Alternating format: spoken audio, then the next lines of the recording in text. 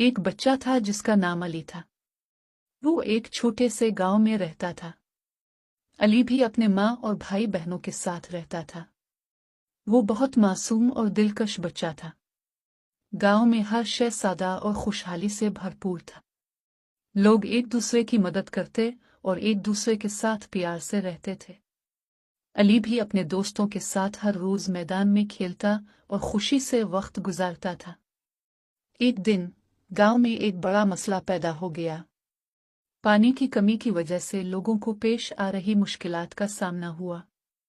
अली को अपने दोस्तों के साथ मिलकर इस मसले का हल तलाश करने का फिक्र हुआ। वो अपने दोस्तों के साथ मिलकर पानी की बचत के लिए छोटे छोटे प्लान बनाने लगे।